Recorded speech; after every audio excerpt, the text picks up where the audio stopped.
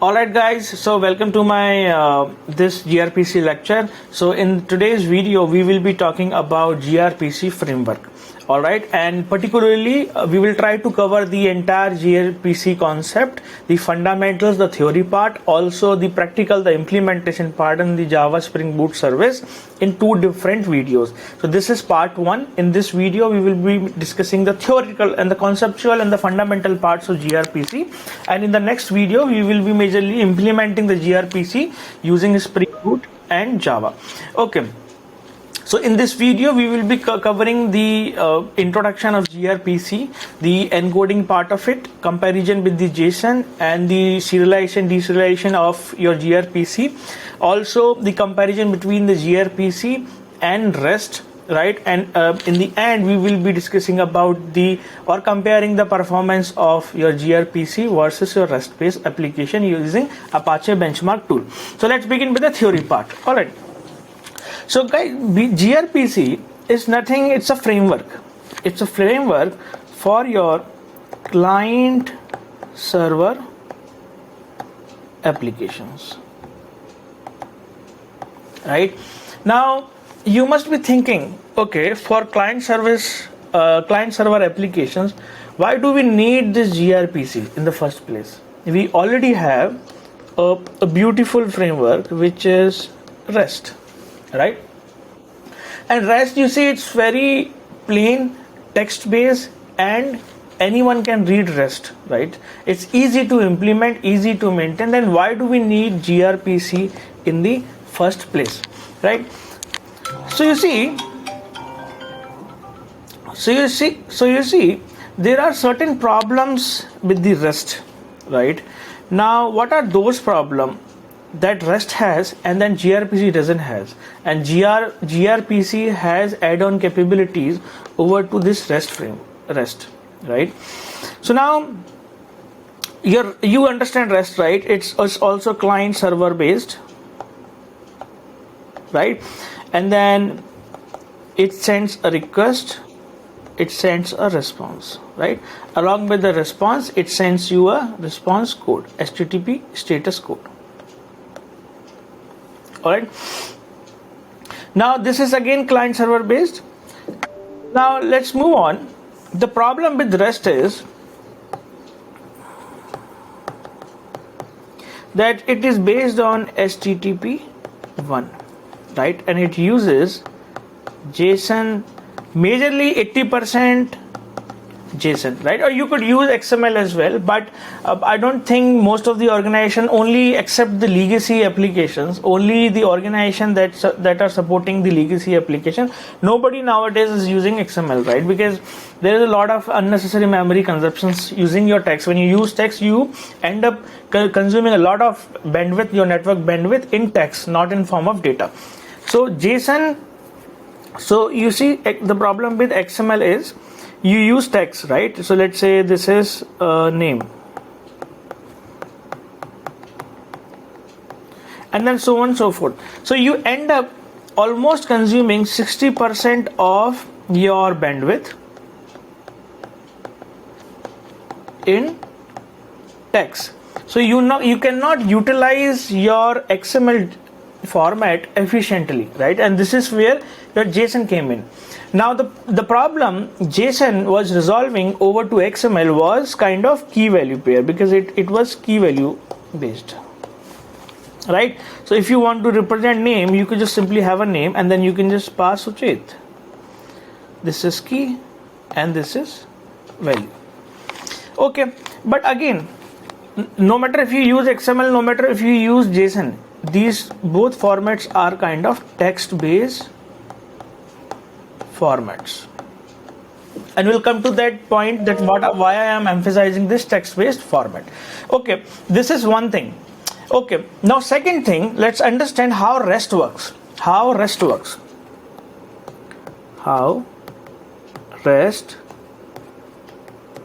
works. Okay, you all understand, right? Your HTTP protocol, this .1. So currently as part of REST you are using your HTTP 1.0 protocol. This is HTTP HTTP 1.0. Okay, and then this HTTP 1.0 has certain problems. So first of all, to understand those problems, understand how your HTTP protocol works, or let's say I would say how HTTP protocol works. Okay, so you all understand your HTTP is a layer in your networking layer. You have an OSI model, right? So there are certain layers, right? So your HTTP is your layer 7 protocol, correct? And then here comes your TCP, which is your layer 4 protocol. So your HTTP works on transmission control protocol. It works on transmission control protocol. So in order to understand HTTP, you need to understand how TCP works. So first we were discussing about how REST works. Then we came into how HTTP works. Now we will be discussing about how TCP works. Because the answer of how TCP works will also give you the clarity of how HTTP works, and eventually it will also give you the clarity of how REST works. Okay, so let's move on and understand how TCP works. Okay, TCP working. So you have your client here, and then you have your server here. All right. So first, for each HTTP call, so let's say you are trying to perform a HTTP call to this from this client to this server, right? So it will so there is a TCP handshake happens, right? So what this client will do, it will send, let's say, a synchronization segment, a TCP segment to your server and saying, hey, I am requesting a connection. Okay, server, if server is up and running, server will simply acknowledge this thing. It will say, okay, I'm comfortably okay, just move on, just go ahead. Then it first requested, and then this guy received it. All right, now this guy will send, okay, establish connection, and then this guy will say yes. So this was the part of your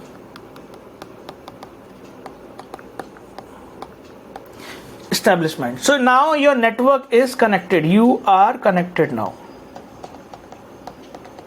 right? Now this is your TCP connection made. So now you have one service. Let's say this is your service 1. Now let's say this is your service 1 and this is your service 2. Okay, now you have this order service. So this is your order service. Okay, and then let's say this is your invoice service. It's not like that we are discussing about it's not like that we are discussing about a network, right? It's more of, if you see, it's more of whatever we are discussing, more of a part of a distributed system. Okay, so this is your order service and this is your invoice service. Now order service wants to call an API of your invoice service. So in this particular case, your invoice service will be the server and your order service will be acting as a client here, right? Now the API that the invoice service has is kind of a REST API. Okay, so when I say REST API, that means there will be a HTTP call from your client order service to invoice service. When I say order service to invoice service, can I say that okay, from your client to server? So before making a HTTP call, if you are, let's say, have implemented your application Spring Boot, right? You must be using a server. Then it will try to create a connection between here to here. So before making a HTTP call, there is a TCP connection has been made between order service and the invoice service. Okay, now once you are done with that, then this client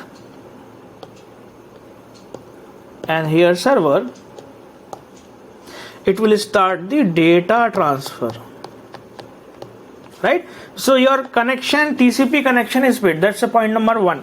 That's the point number 2. Now you will start transferring your data. Okay, when I say start transferring your data, what does it mean? It means, because if you're calling an API of server, you must be passing some kind of JSON data, right? Because let's say you are calling an API to get me invoice, but in order to get the invoice, you must be passing some ID, so that your invoice server will go to the database and try fetching out some kind of your data invoices from the database and will send it back to your order service, which is your client. So this is your order service, okay, and then this is your invoice service. Okay, so now your data transfer, when I say data transfer, this is HTTP call, so this is your REST call. So you are sending a JSON data, right? JSON data, and then and what is the JSON data? You must be sending some kind of IDs. Let's say ID 1, 2, 3, etc. And then this guy. So this is your response. This is your request, and then this is your response.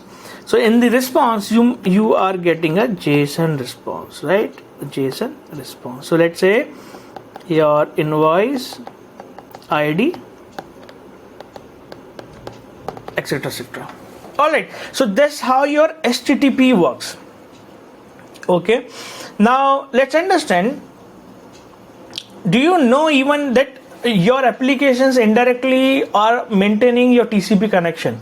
Let's try to understand this from the Spring Boot perspective. If you are a person of Java and Spring, right, you might have heard of Spring Boot, or let's say any application that in which you are creating the REST applications, deploying it on a container, and you are trying to deploy those services in terms of client and server model.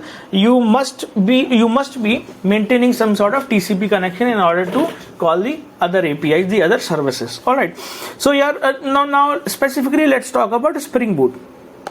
So let's say this is your order service. Okay.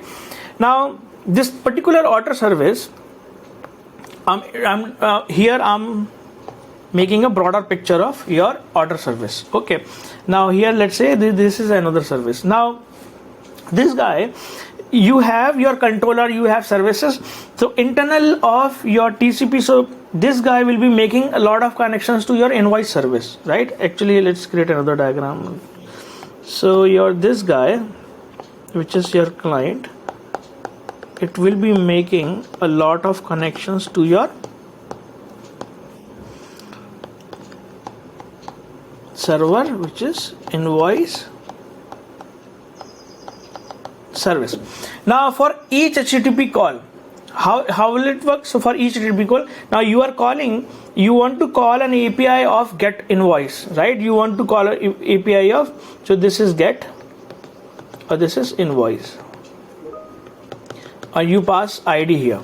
You want to call this API which belongs to this service, right? This belongs to this service. So before making an HTTP call, you will be this order service will create a TCP connection first. So it will create a TCP connection. TCP create. So this is one part, and then you will send HTTP, right? Your REST call. Then you will get a response. Then this TCP connection is free. So now this is your service. This is your, let's say, Spring Boot app. Now let's say, now this is only this, whatever I explained, this is only for one single HTTP call. Now there are multiple threads, there are multiple requests going from order service all the way to invoice service. So in that case, your service will not keep on creating connection, closing connection, creating connection, closing connection. Rather, it will create TCP connection pool, right? So whenever this client auto service wants to make a HTTP call to your invoice service, so your service will go to the TCP connection pool. So here somewhere here you will have a TCP connection pool. So that's the basic connection mechanism, right, that anyone have in the as part of the your services. So implementation of services. So this guy will be using a TCP connection pool.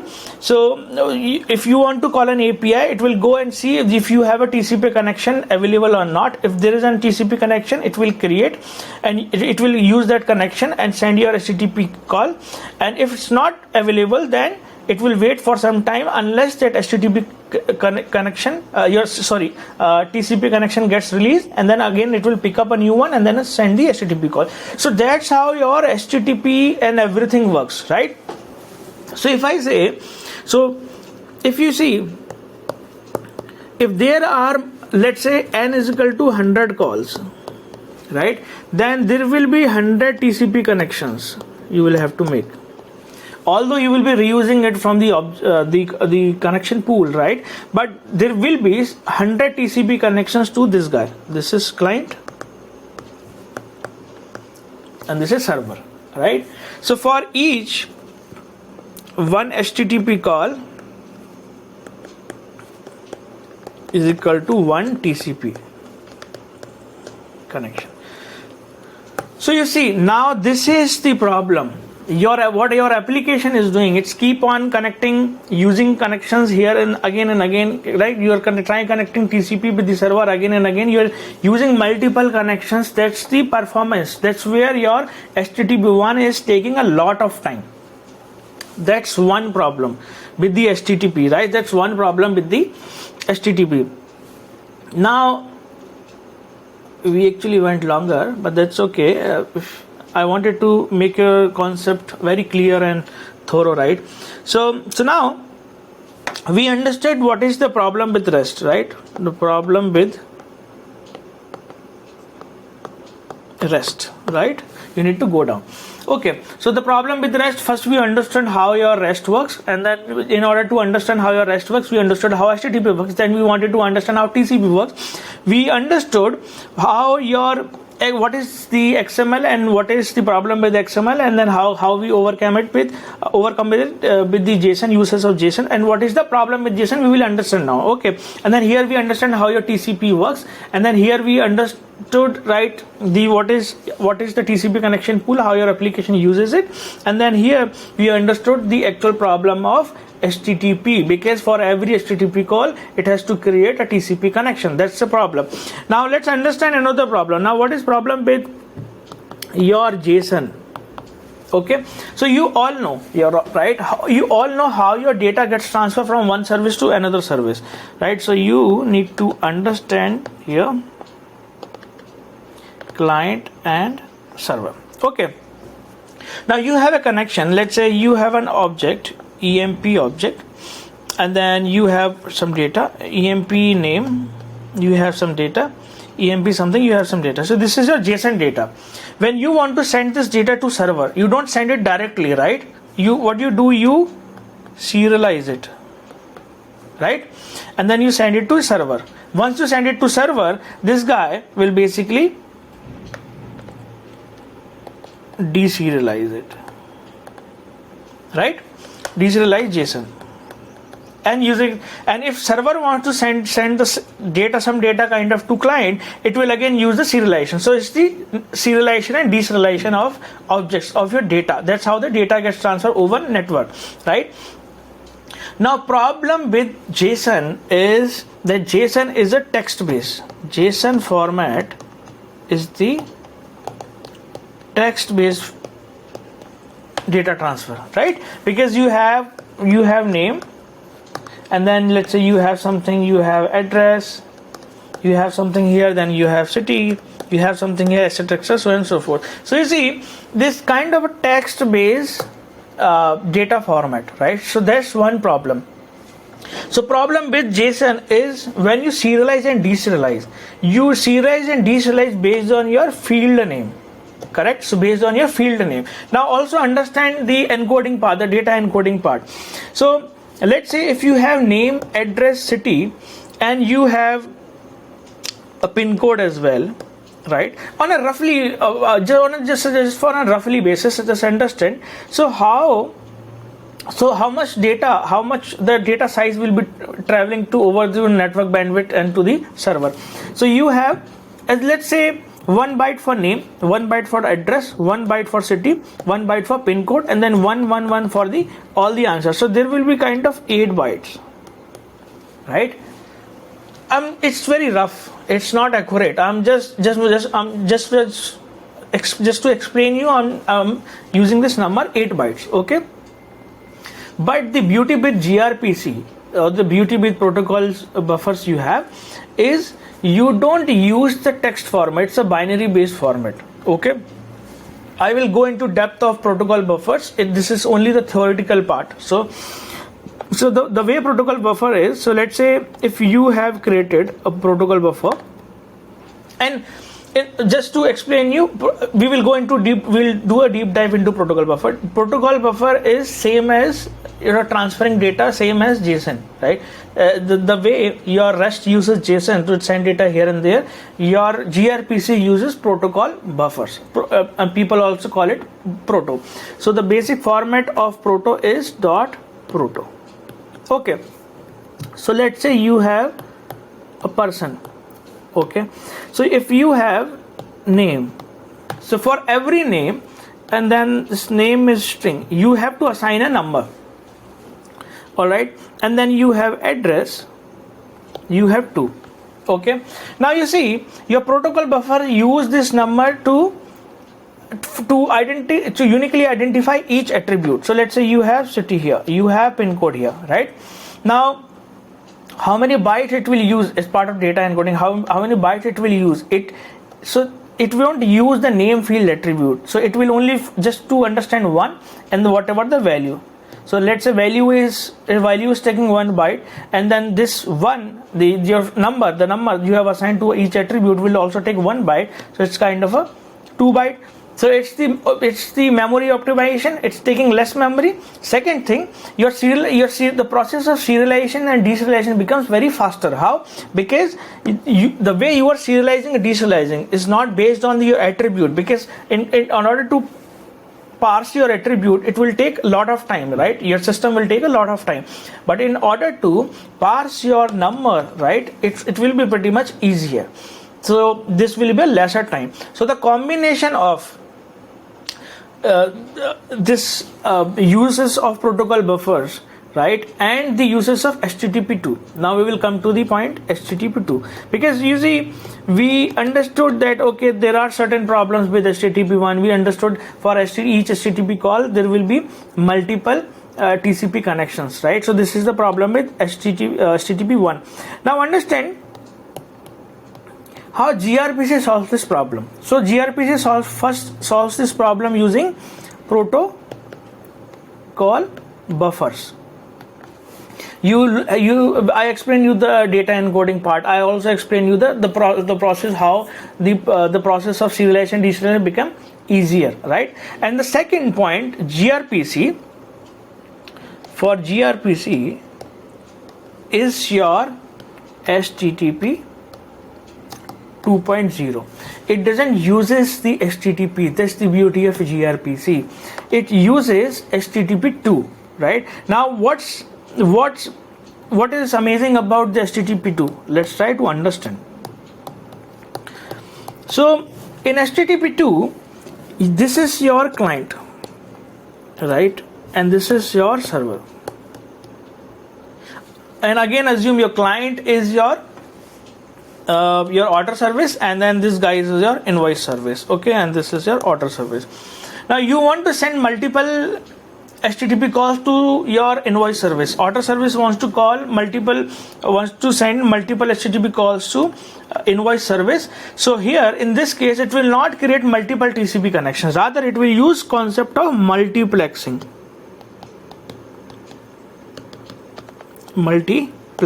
So what is the meaning of multiplexing in telecommunication? The meaning of multiplexing is consolidating multiple calls, multiple outgoing calls into one single call, right? So if you have your multiple HTTP calls here, so all these calls will be going under one TCP connection. So you see, in HTTP, if you go to the other slides, right? If you go to the other slide and if you look at here, you are making multiple connections here, right? And then here, if you see, HTTP only is using your single TCP connection. So that's the beauty of HTTP2, and that is why your gRPC is faster, because it doesn't uses the HTTP1, it uses HTTP2. Right, so it uses the concept of gRPC. It uses the concept of multiplexing.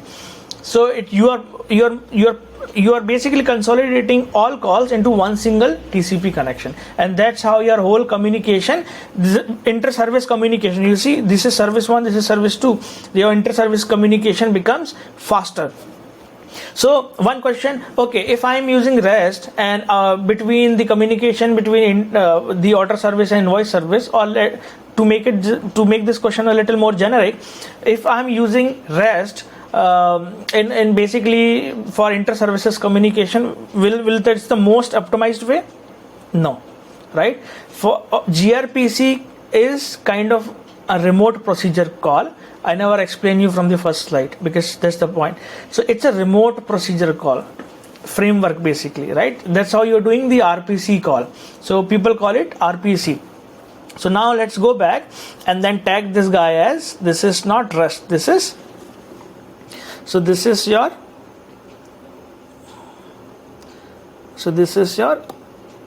RPC framework. This is your remote procedure call. So that is why your gRPC is faster. So if you want to achieve a faster communication among services, you should always prefer gRPC over your REST architecture. Okay.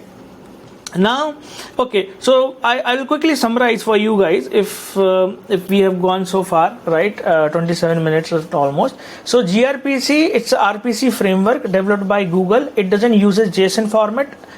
Any text based format. It uses a binary format, which is protocol buffers. And using protocol buffers, you make your data encoding, serialization, deserialization process optimized, efficient, and easy. Secondly, it doesn't uses HTTP1, it uses HTTP2, which uses a concept of multiplexing, which also means that multiple HTTP calls consolidate into one single TCP connection. TCP connection happens at the layer 4 in the OSI model, in the networking layer, and that's how your gRPC is kind of comparative to REST is much faster. Okay, so this was the whole theory, guys. All right, so now in this theory I believe that we covered almost everything. Alright guys, so I'll stop this video here, this lecture here. So we kind of covered a theoretical, most of the theoretical concepts here, but these are very important. If you move on to other videos, don't listen to this video, you won't be able to catch up many things, right? Because whatever we discussed was the fundamentals, right? So now let's move on to our another video. I'll be creating another video. Here we will be doing a performance comparison between the REST based application and also your gRPC based application. So all those architecture based on Java. Alright, so this video has already begun half an hour, so I'll be creating another video, lecture 2. Alright, thank you guys.